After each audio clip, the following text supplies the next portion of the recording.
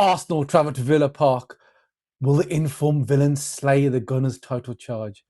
Ruben Amorim's Manchester United, they're going to the Wolves' den. Who will there be blood for?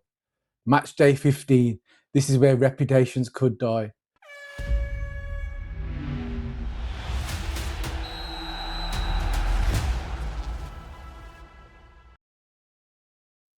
Welcome back to 2 After Innings Football. This episode is sponsored by Darius Optometrists, and we're here to preview Matchday 15. Roy, how are you feeling? Wait, this is the big one for us. Villa away at 12:30 on Saturday after we played Wednesday night. I mean, they played Wednesday night as well. I mean, come on. It's lovely schedule that. Thanks, Premier League. I can't believe that even within the difference between night they finished on Wednesday night and Saturday morning, afternoon, it's pretty only 63 hours. Nightmare, man. Nightmare.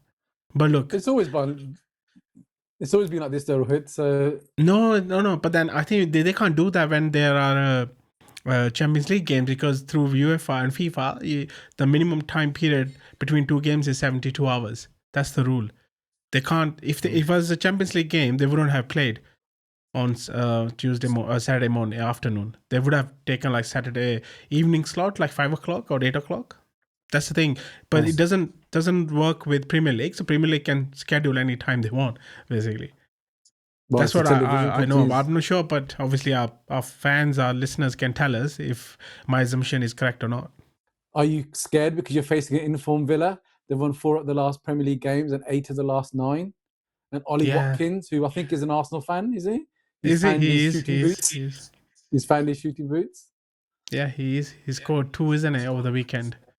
Yeah. So I think it's just a big game. You know, guys, I mean, what it is, it's like Villa Park away. It's always a tough game. Always a tough game, especially the last 3-4 years. I know they last 9 games, they won 8. They won 8 in the last 9. And we won 7 and drew 2. So they are 24 points, we are 23. So 2 informed teams are coming up against each other.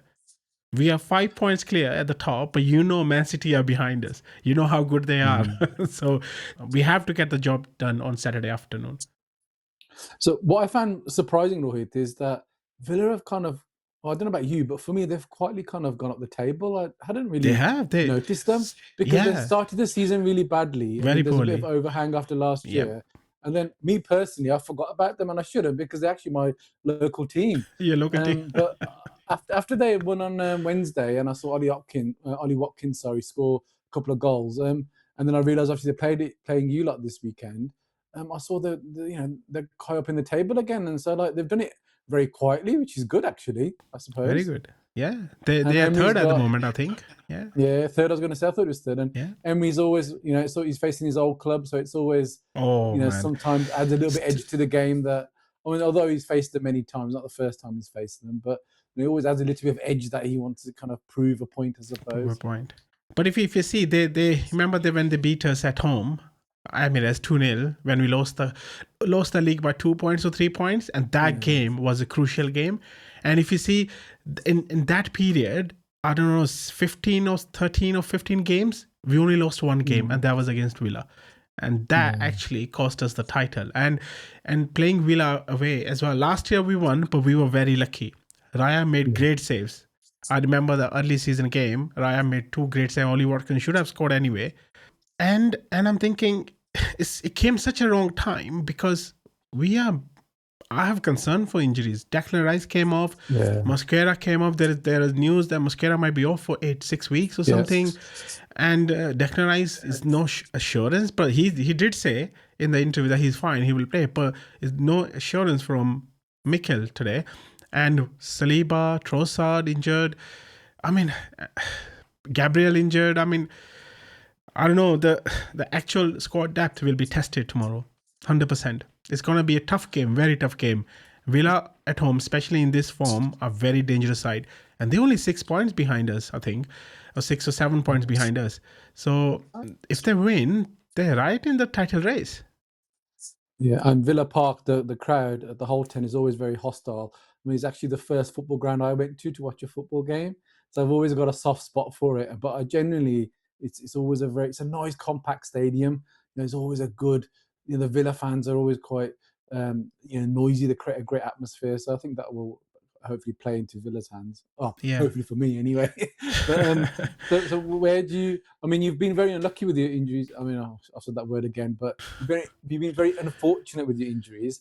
And you said that this is a big test for your squad. But I would, in your defence, I would say that your squad's been tested pretty much from day one, really. From day one, You've had key players, out, and obviously it just seems to be getting bigger and bigger, your list, unfortunately. So where do you? I mean, the good thing for Arsenal is, I know it's a month away, is that Mikel said that they're ready to react, in the transfer window, depending on what the situation is like. So I suppose that should give confidence for you, but not now. Obviously, you've got to wait nearly another month for that. So coming to that point, who would you like to see in January, Rohit? I know they're looking after. They're looking into a defensive midfielder from Lille, and he's a great prospect. Chelsea are after him as well. PSG after him as well, I think. So hopefully we'll get it done. There are some rumors that we already initiated the discussions with his representative. So that will be a great buy. And I think there's one more player from Juventus, I think we are after. But I mean, again, like you said, I mean, it's still a month away. But at the moment, if you see December time, you know how crucial this period is. Games are thick and fast. The games come thick and fast. The crucial, and to be honest, we have where we are is because of our squad depth in defense. Yeah. But we never been tested when Rice is out, and Rice is crucial for our team. He is the engine behind our team. And if he gets injured, I think it's going to be very difficult for us to maintain the momentum. Hopefully we do it. That's why we bought Norgard as well. But Norgard is not Rice. Rice is the engine. That's why I think Mikel could not take him out. He probably wanted us to win 3 or 4-0 against Brentford to give Rice some rest, or Zubimendi some rest. But if Rice get injured, it's a problem. That's why I think we're looking into reinforcement for Rice's position, so that someone else can come in and play there. Mainoo can play, but Mainoo has been playing amazingly well as a striker. And if Rice is injured, if Rice is injured, some are actually saying, into that point, some are actually saying he's probably your most complete striker. Exactly, he's been everywhere. I mean, exactly, some of the pundits are saying, yeah. So that's the thing. Everyone has to do the job, but he came from midfield to do a job as a striker. I mean, hats off to him. He's been working hard. That's what you need as a player, right? Somebody comes in, do the job, works hard for the team, and everyone is working hard for the team. And if you see tomorrow, if Rice doesn't play, Mainoo will shift back to the midfield, and then maybe Zubimendi will play the playmaker a bit higher. And or Mainoo can play there as well, and Gyökeres will probably come back. So let's see. I think the defense will be tested without Saliba and Gabriel, because you know how good their forward line is. Villa's forward line is. Watkins back in the form, and there's another guy, striker, and Sancho as well. They have a good team actually, Villa. So Cash is good as good Cash player as well. Yeah, and obviously another Tielemans. Arsenal player we forgot about. Martinez, goalkeeper. I think there is some because I think he came off against Brighton. I don't know if he's 100% playing or not as a keeper. But I think we have to, maybe like I say, Amit, we have to have the luck tomorrow. No more injuries, and we get a lucky goal somehow, win the game. Maybe 2 goals, 2 lucky goals. Okay, then. So 2-0. Are you predicting 2-0 to Arsenal? I am predicting 2-0. I think we will give everything tomorrow, because we know how important that game is. We can then rest players for the midweek Champions League game. I think we won 5 on the trot. We are nearly there in Champions League. I don't think we need to play first team on next Wednesday night for Champions League, or Tuesday, whenever our game is. And I think we should give some rest in the midweek game. This game is very crucial, because Villa at top, Arsenal at top, 2 informed teams. We need to make a statement. We need to win this game. Okay. So you split in 2-0. How are Arsenal going to do it? Arsenal what do you need to do to beat Villa 2-0? Defense, set piece goals. Is that where you're seeing it? I'm seeing it. Okay. And obviously you said depend. I suppose, does the result change if Rice is not in the team? See, I'm hoping for Rice to be available. I'm hoping. So I'm not gonna say anything else. I'm hoping Rice to be available. If he's not available, I think we can still win the game 2-0. Okay. And where do you see Arsenal if they were to lose this game? Where would you see that loss? How would you see that loss occurring? I think that could happen again if Rice doesn't play. That could happen in midfield and the defense, because I know how brilliantly Ben White played on Wednesday night. He was amazing, and Timber came in as a centre back. I think this is where we think. I think we should be able to manage that game. We should be able to manage that game, but then again, it's a big if, because those guys haven't played together. So Hincapié, now Mosquera is out. They were coming into form. They were creating a partnership, Hincapié and Mosquera, and now that partnership is going away as well. So now Timber came in place of Mosquera. Now there's no new partnership. You know, Amit, as centre backs, you need to have a good partnership together. You need to know each other's games. You need to know where someone's going forward, someone's sitting back, and then you know how your partner is playing as well, how you are doing the offside line, how you are everything you're doing in defense. But this hopefully they would have practiced this yesterday and today. Well, I was going to say that's where the coaching comes. I know you can't stimulate real game, but that's where hopefully the coaching comes into it, in terms of the different combinations while they're coaching. You know, especially because you guys unfortunately have had lots of injuries. Okay, now whilst we're still on the subject of Arsenal, something that kind of got you chuckling away was a certain Jamie Carragher talking bullshit again, as talked about at the start. So go on then. For those who haven't read his tweet or his article, quickly enlighten us. Yeah, I think I haven't read it either, mate. I don't read his articles. I think it's a clickbait to say Arsenal needs to control their emotions. I mean, come on. You don't go to the top of the league, and you know it's not even top of the league. You have to see the last 3 seasons, how consistent Arsenal's been. It's not like one-off. It's not one-off, you know. So they need to understand that it's not one-off. Obviously, we haven't won the league, but that could happen. But if you say consistent, you can only do the job, be consistent. You have to do the job. First step is to be consistent, and then the next is the league title. If you are not consistent, if you are winning 2 games, losing next 3 games, then you're winning another 3 games, then you're losing another 2-3 games, that's no consistency. You can't win the titles with that. He forgot that Arsenal been here because they deserve it. They've been playing well. They have 13 or 12 clean sheets. So it's not like they just woke up and then say, yeah, so we're gonna play like this way. No. I mean, you know, what frustrates me is coming from an ex-player. If someone's like me telling it, then you can understand that I don't know the game. I haven't played it, for example. It's coming from an ex-player. Yeah, but Roy, the funny thing is, though, I think you hit the nail on the head there about clickbait. If you look at the week that's happened, okay, look at the Haaland scoring his 100th goal. Was it his 100th goal? I think. Yes, 100 goals. Liverpool's poor performance against Sunderland. Manchester United's poor performance against Everton. Sorry, West Ham. Yeah. You know, and I know you and Ajay talked about that last night. Brilliant episode, by the way. So, you know, there's so many other things which are more pressing and more relevant to the week that's gone by that should be discussed, or he should be discussing. I don't understand where, you know, did you get a player sent off against Brentford? I don't think you did. No. So where's that? And again, as a Manchester United fan, and I'm going to touch on it in a moment, the one thing I'm wishing for my players is urgency and, you know, aggression and passion. So, exactly. So it's controlled, as you said again in the previous episode. Controlled it's aggression. Not like they're just. It's not that they're walking around hacking people left, right, and centre. It's controlled aggression. That's the difference between the two, and you have to have that fight in your belly. So, yeah, let's not give him any more time because we're contributing to his clickbait. No, man. Yeah. So 2-0. You're going for 2-0 win to Arsenal. I'm going for a draw. 1-1. I can see goals in this game. I don't think it's gonna be a lot of goals, but I can see goals. So let's see. Let's see. Let's see. Come on, you Gunners. Come on, Villa. Up the Villa. So I would say this is great scheduling by the TV broadcasters, but it's not. It is. Yeah. I'm talking about Manchester United, the Snooze Fest. I've called it the Snooze Fest in my notes. So Wolves versus Manchester United is definitely going to put me to sleep. Wolves have been awful this season, unfortunately. Although they've been unlucky in some games, but they have been awful. They've got a new manager, and oh my God, again, I'm not going to go too much into it because you touched it, yes, but Manchester United, they were so boring They against were West pretty Ham. bad. Yeah. Oh, they were awful, honestly.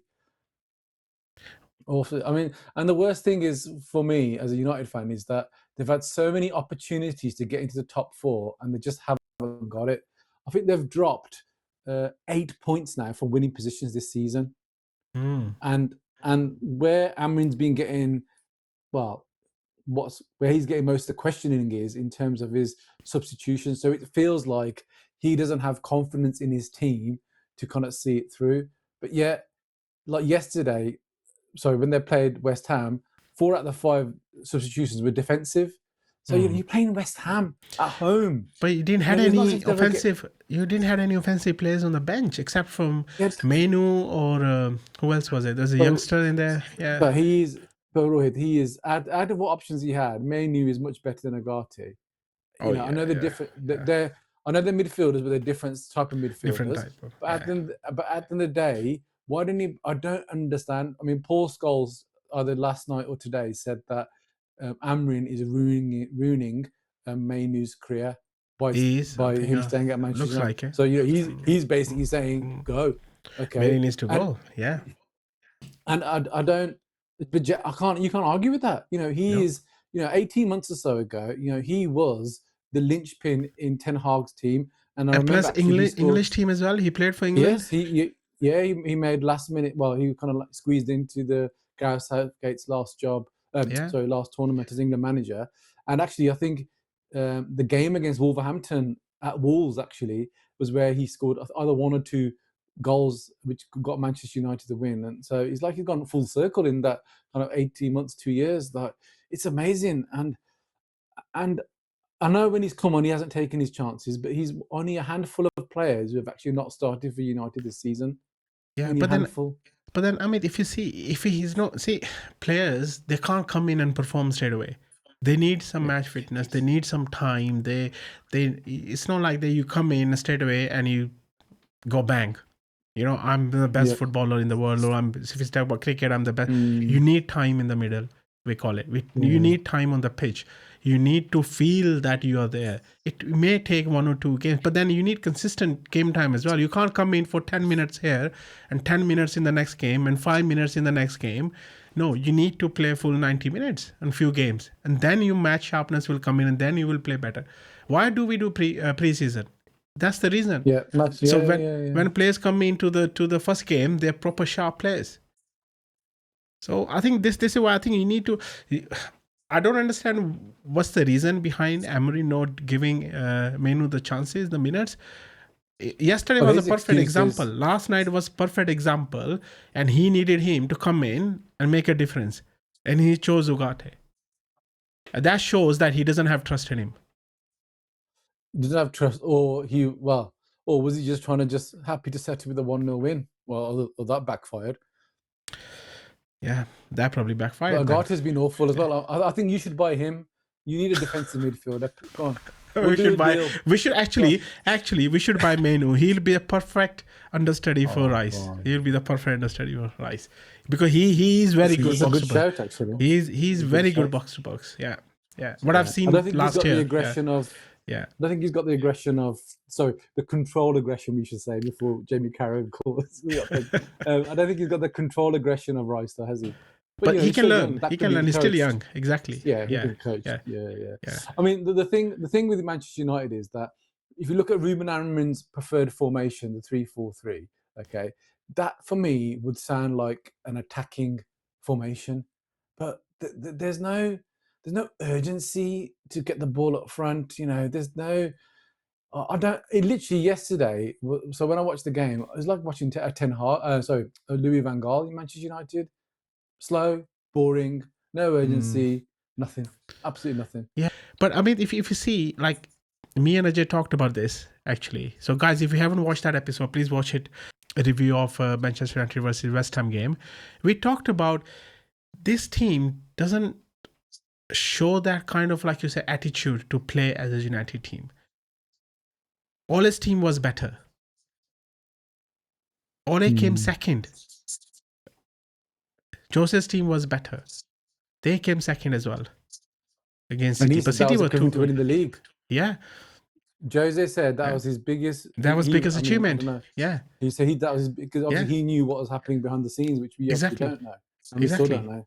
exactly. Yeah. And then chasing City is not easy anyway. We know that at that time and now as well. Basically, if you see the last 3-4 years, so it's not easy. So this is what I'm saying. You know, everyone's saying, oh, second, always bridesmaids. The thing they call it. I mean, I don't believe it at all. Hey, you'd rather be second than 8th or 9th. At least second shows you've been consistent enough in long run in the Premier League Yeah, and I'll there give for you the that. title race. You know, the gap was But- last year. Gap was too much. I agree, but previous season gap wasn't that much. So, I mean, my hopes for the game is that I just want a bit of intensity. I mean, you don't know, what Wolves are going to do because obviously they're still in a transition themselves with the new manager, but they're fighting for their lives. So you'd expect them to have a But bit I of mean, fight in their belly. yeah, It's a night game. The Wolves, the Black Country fans will be singing cheering their team on, and you just don't know how United are going to respond, do you? I mean, it's so sad, really, that as a United fan that there's no confidence in many games that are going to. Where so what is before, your prediction? well, I mean, I'm going to go. I want to go for a draw. Unfortunately, I think it's going to be 1-1 draw. You know, I'm going for United win. I think if you can't beat Wolves at this time, it's not like they beat. I agree. Yeah, I think there'd be serious questions asked from Amorim. Well, I mean, the thing is, there's always questions asked, aren't there, for any manager, especially if you're a manager of a big club like Liverpool, and we'll come to them in a moment. Man City, Arsenal, Yeah, it happens. Manchester United. But at the end of the day, I think we've just got to accept that he's in for a long time, or at least for another 18 months or 2 years. Sorry, as per Sir Jim. And I think the players need to accept that. I don't think the players are down tools. I don't think he's lost the dressing room. No, he hasn't. No, yeah. So obviously they believe in him, but the only saving grace for this game is that it's actually away. So I think we touched on this before. Is the weight of Old Trafford, a big cloud, a big heavy pressure on the United players at the moment because they haven't found their system or they haven't found their mojo or whatever's going to motivate them to get the best out of them. So, because they came back although they were poor, but they came back from Crystal Palace 2-1. So the best performance it seems to be have been away from home this season. So let's see. Yeah, maybe let's see. But I think you should. My prediction: you should win it easily. Wolves are not. They should win it, but I've got no. Yeah. My prediction is 2-0 to United. Oh, I'll take that. We need a clean sheet as well. Yeah, but I still think we touched on transfers. I think we definitely need to get Ivan Toney in the January window. Xerxes is not. He's not the player to lead United, unfortunately. What's going to happen to Sesko then?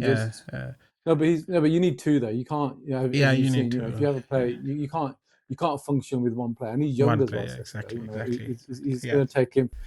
That little momentum he had by playing, that's gone by the by now because he's been out injured. So he's kind of, in essence, got to start again, hasn't he? So you need two. You need at least two players. And Sir Alex Ferguson always felt that he wanted two of the, and Jose was the same. And it seems like Mikel has done the same. You always want as much as possible, two of the best players for each position. Keeps everyone on their toes. And maybe that's the thing with United. Maybe because there's not much competition, because there's not many players who could play his system. Then they're just if I play rubbish or not, I'm gonna be on the team. Still gonna play. Yeah. So there you go. So maybe that could be the it. system. Yeah. Yeah. If the system if the system has another player, you probably won't play 100%. You play 120%, 130% to show off that I'm the best. 1-1 to United. I'm going for. I hope you're right, Rohit. I'll take a 2-0 win. Are you going to place a bet? Go on. I may put a bet. £1. Your account is asking to be broken, so to speak. And let's touch on Leeds, because Leeds are playing Liverpool. Oh yes. So Leeds. They're an amazing what a performance! Yeah. Against Chelsea, you wouldn't have thought that, considering. No, I wouldn't have thought that Chelsea either. Been playing. Yeah. I think there you go. Chelsea made some changes in the defense, and look where they are. So he'll revert back to his normal lineup? I I say think normal. He does change a lot, but yeah. He does change a lot, but you can see the defense changes happened because of the game against Arsenal and Barcelona. And look, so this is what I'm saying. Mikel is doing tremendous job with what he has. he is. With the thing he has. So it's not easy. And if you see Leeds, they won 3-1. They must be very, very confident at the moment. And then playing Liverpool at this time, they must be thinking, maybe licking their lips. They think, Same again. Yeah, same again. Play same way. Win the game. Let's do. And also Chelsea were much more informed coming into the game compared to Liverpool. So if you're Daniel Farke, you say, listen, we've done it earlier on. This is not the Liverpool team that won the league, as in form and how they're playing and the unity, etc. It's not the Liverpool team that won the league last year. So there's cracks in this Liverpool team. So let's do what you did exactly the same again against Chelsea, and we should win this. Yeah. And again, Ellen Road is a fiery atmosphere. It will be a great atmosphere because they now won the last game. They really want to win this game now. If you see, Liverpool are 8th at the moment, so they will probably think it's a mid-table team if you go by the points. They have a full.